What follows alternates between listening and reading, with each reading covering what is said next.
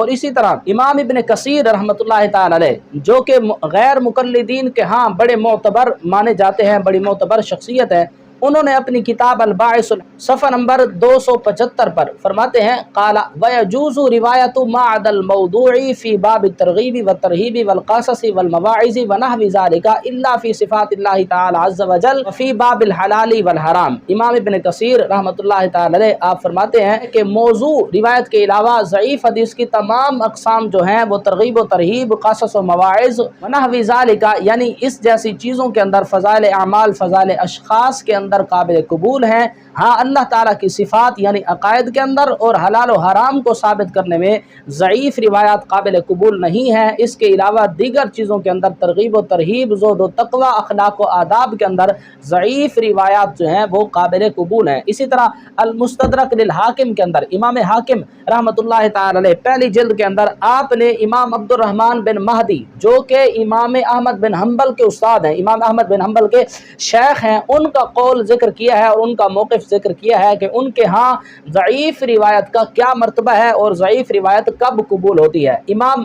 حاکم رحمۃ اللہ تعالی علیہ یہ صفحہ 666 ہے، امام حاکم رحمۃ اللہ تعالی علیہ کیا ارشاد فرما رہے ہیں عن عبد الرحمن بن مہدی یقول اذا روینا عن النبی صلی اللہ تعالی علیہ وسلم فی الحلال والحرام والاحکام شددنا فی الاسانید وانتقدنا الرجال۔ آپ فرماتے ہیں کہ جب ہم نبی پاک صلی اللہ تعالی علیہ وسلم کا کوئی فرمان روایت کر رہے ہوں حلال و حرام میں یا احکام میں، جب حلال و حرام اور احکام کے اندر ہم کسی حدیث پاک کو روایت کر رہے ہوں، شددنا فی الاسانید، پھر ہم سند میں بڑی شدت اختیار کرتے ہیں، بڑی شدت کے ساتھ بڑا جانچ تول کر اس روایت کو ہم قبول کرتے ہیں کیونکہ احکام ثابت کرنے ہیں، عقائد ثابت کرنے ہیں۔ وانتقدنا الرجال، اور رجال کو پرکھتے ہیں، اس کے بعد ہم اس روایت کو لیتے ہیں جس سے احکام یا عقائد ثابت کرنے ہوں۔ ہاں وَإِذَا رَوَيْنَا فِي فَضَائِلِ الْأَعْمَالِ وَالثَّوَابِ وَالْعِقَابِ وَالْمُبَاحَاتِ وَالدَّعْوَاتِ تساہلنا فی الاسانید، جب ہم کوئی ایسی روایت لے رہے ہوتے ہیں کسی راوی سے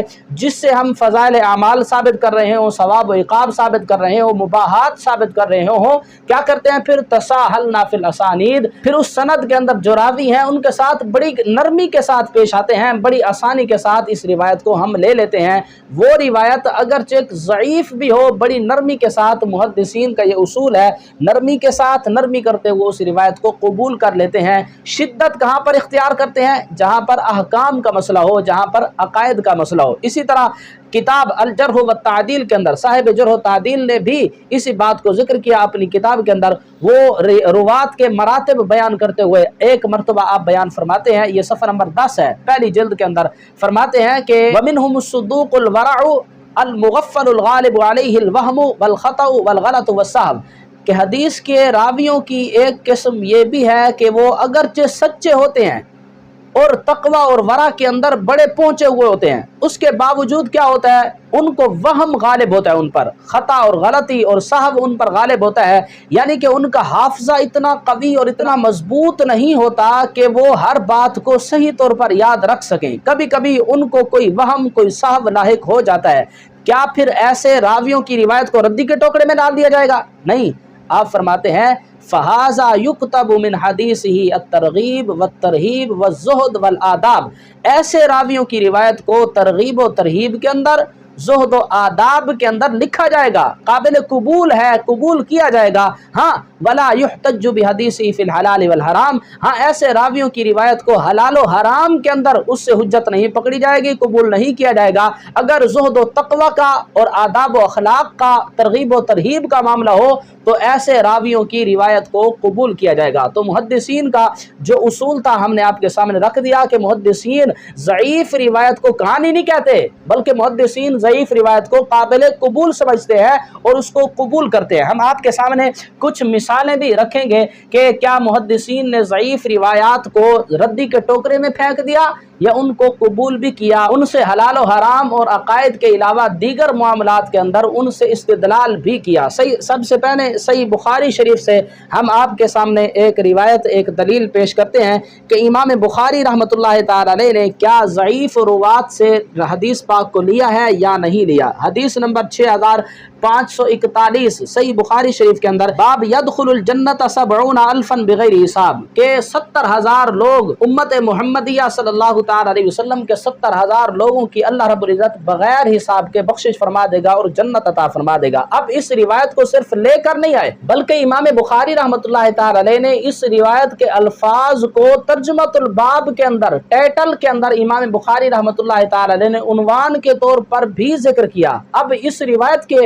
रावियों को अगर देखा जाए तो इन रावियों में से एक रावी असीद बिन ज़ैद अल जमाल अल कूफी रहमतुल्लाहि ताला अलैहि एक रावी हैं, उन पर अइम्मा ने बड़ी सख्त जरा की है। इमाम ज़हबी रहमतुल्लाहि ताला अलैहि ने मीज़ानुल इअ्तिदाल के अंदर इस रावी के हालात बयान करते हुए आपने क्या इरशाद फरमाया, और इसी तरह इमाम बुखारी रहमतुल्लाहि ताला अलैहि ने अत्तारीखुल कबीर के अंदर भी इस रावी के हालात को जब जिक्र किया तो आपने उसके अंदर क्या लिखा। ये सबसे पहले मीज़ानुल इअ्तिदाल पहली जिल्द सफ़ा नंबर 419 है। इमाम ज़हबी रहमतुल्लाहि ताला अलैहि इस रावी के हालात लिखते हुए फरमाते हैं, कज़्ज़बहु इब्न मईन, इमाम इब्न मईन ने इस रावी को झूठा करार दिया। वक़ाल नसाई मतरूक, इमाम नसाई फरमाते हैं कि ये रावी असीद बिन ज़ैद जो हैं ये मतरूक हैं। और इसी तरह वक़ाल इब्न हब्बान यरवी अनिस्सिक़ातिल मनाकीर व यसरिकुल हदीस, इमाम इब्न हब्बान फरमाते हैं ये हदीस में चोरी करता था। अब ऐसी जरा अइम्मा इस पर कर रहे हैं, उसके बावजूद इमाम बुखारी रहमतुल्लाहि ताला अलैहि इस रावी से रिवायत लेकर अपनी सही बुखारी के अंदर दर्ज कर रहे हैं। क्यों? इसकी वजह क्या है? वजह यही है कि इमाम बुखारी को चूंकि मुहद्दिसीन के उसूल आते थे, उनको पता था कि जब हम कोई रिवायत अहकाम और अकायद के मामले में लेंगे तो बड़ी सख्ती से काम लेंगे। हाँ, अगर कहीं फ़ज़ाइल आमाल का बाब होगा तो कोई बात नहीं, अगर कोई ज़ईफ़ रावी भी आ जाता है तो फ़ज़ाइल आमाल के अंदर ज़ईफ़ रावी की रिवायत भी काबिल कबूल है। यहाँ पर कोई कह सकता है कि इमाम बुखारी को हो सकता है इस रावी के हालात का पता ना हो, ऐसा नहीं है। चूँकि इमाम बुखारी रहमतुल्लाहि ताला अलैहि ने अपनी किताब अत्तारीखुल कबीर की दूसरी जल्द के अंदर जब इसी रावी के हालात को लिखते हैं, असीद बिन ज़ैद अल जमाल अल कूफी के हालात को लिखते हैं, तो तौसीक का एक जुमला आपने नहीं लिखा, इसलिए कि इस रावी पर जो जरा अइम्मा ने की है उसको इमाम बुखारी रहमतुल्लाहि ताला अलैहि बखूब जानते थे। तो इमाम बुखारी अपनी सही बुखारी शरीफ के अंदर इस रिवायत को ले आए हैं, इस वजह से लाए हैं चूँकि यह अहकामात और अकायद से ताल्लुक़ नहीं रखती थी, फ़ज़ाइल से ताल्लुक़ रखती थी। तो इमाम बुखारी ने अपनी सही बुखारी शरीफ के अंदर इस रिवायत को दर्ज किया और नकल किया। इसी तरह दूसरी मिसाल भी सही बुखारी से आप देखें कि सही बुखारी शरीफ के अंदर हदीस कुन फिद दुनिया का अन्ना का गरीबुन औ आबिरु सबील, ये जो हदीस पाक है इसमें इमाम बुखारी रहमतुल्लाहि ताला अलैहि जो हदीस लेकर आए हैं वो किस रावी से लाए हैं और उस रावी पर क्या जरा होती है। इमाम बुखारी ने पहली बात तो ये कि इसी हदीस से जुमले को अखज़ करके इमाम बुखारी रहमतुल्लाहि ताला अलैहि ने बाब कायम किया। उसके बाद इस रिवायत के अंदर एक रावी मोहम्मद बिन अब्दुर्रहमान अत्तुफ़ावी रहमतुल्लाहि ताला अलैहि हैं, जिनके बारे में मुहद्दिसीन का क्या कहना है। मुहद्दिसीन क्या कहते हैं, सबसे पहले मीज़ानुल इअ्तिदाल से देख लेते हैं। इमाम ज़हबी रहमतुल्लाहि ताला अलैहि जिल्द नंबर 6 में इसी रावी के हालात मोहम्मद बिन अब्दुर्रहमान के हालात लिखते हुए आप फरमाते हैं, क़ाल अबू हातिम मुनकरुल हदीस, इमाम अबू हातिम फरमाते हैं कि ये रावी जो है ये मुनकर है। एक रावी पर तो ये जरा है, अब दूसरे रावी पर क्या जरा है, इमाम आमश पर। आमश एक रावी है इस हदीस पाक के रुवात के अंदर। इमाम बदरुद्दीन ऐनी रहमतुल्लाहि ताला अलैहि उम्दतुल कारी शरह सही बुखारी की जिल्द नंबर 20 इसी हदीस पाक के तहत आप दूसरे रावी पर जरा करते हुए आप फरमाते हैं कि ये जो आमश है, लम यस्माहुल आमशु अन मुजाहिद, आमश का सिमा मुजाहिद से साबित नहीं है। आमश ने मुजाहिद से हदीस सुनी ही नहीं है, उसके बावजूद कह रहा है कि हद्दसनी मुजाहिद, मुझे हदीस बयान किया मुजाहिद ने, हालांकि उसने मुजाहिद से उसका सिमा साबित नहीं है। तो इमाम बदरुद्दीन ऐनी फरमाते हैं असल छुपी हुई बात वो ये है, इन्नमा समिअहु मिन लैस इब्न अबी सुलैम अन्हु फदल्लसहु, दरअसल आमश ने लैस बिन अबी सुलैम से सुना और लैस बिन अबी सुलैम ने मुजाहिद से इस हदीस पाक को नकल किया। तो ये जो आमश है ये दरमियान से लैस बिन अबी सुलैम को दरमियान से निकाल कर ये तदलीस कर रहा है। क्यों? इमाम बदरुद्दीन ऐनी इसकी दलील देते हैं, फरमाते हैं अखरजहु अहमद व तिरमिज़ी, इमाम अहमद बिन हंबल ने मुस्नद अहमद बिन हंबल के अंदर और इमाम तिरमिज़ी ने जामे तिरमिज़ी के अंदर इसी हदीस को जब रिवायत किया सुफियान सौरी के तरीक से,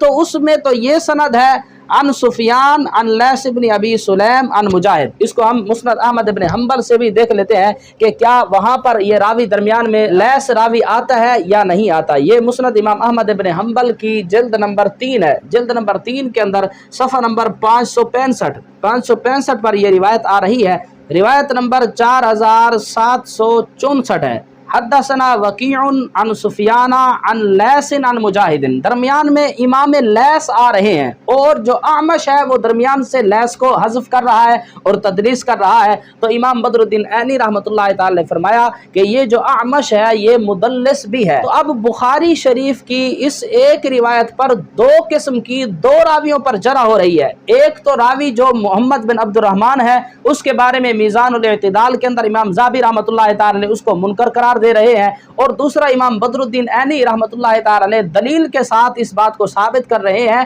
کہ اعمش جو ہے وہ تدلیس کر رہا ہے، وہ مدلس راوی ہے، ایسا راوی ہے جس نے درمیان سے لیس کو ختم کر کے ڈائریکٹ مجاہد سے روایت لے رہا ہے، اس کو تدلیس کہا جاتا ہے محدثین کے ہاں۔ تو اب دیکھیں کہ اتنی سخت جرح ہونے کے باوجود بھی امام بخاری رحمۃ اللہ تعالی علیہ نے اس روایت کو اپنی صحیح بخاری شریف کے اندر درج کیا۔ اس کی کیا وجہ تھی؟ وجہ صرف ایک ہی تھی کہ یہ ایسی روایت ہے جس سے نہ احکامات ثابت ہو رہے ہیں، نہ ہی کوئی عقائد ثابت ہو رہے ہیں، بلکہ ایک ترغیب و ترہیب والی بات ہے اس روایت کے اندر کہ دنیا کے اندر ایسے رہو جس طرح کوئی راہ چلتا مسافر ہوتا ہے، یعنی دنیا پر دل نہ لگاؤ، آخرت دل لگانے کی جگہ ہے، آخرت کے لیے تم نے تیاری کرنی ہے، دنیا سے تو صرف گزر جانا ہے۔ اب یہ ترغیب اور ترہیب والی روایت ہے، اس کو بیان کرنے میں محدثین، ہم پہلے بیان کر چکے ہیں کہ محدثین بڑا تساہل کے ساتھ اور بڑی نرمی کے ساتھ کام لیتے ہیں۔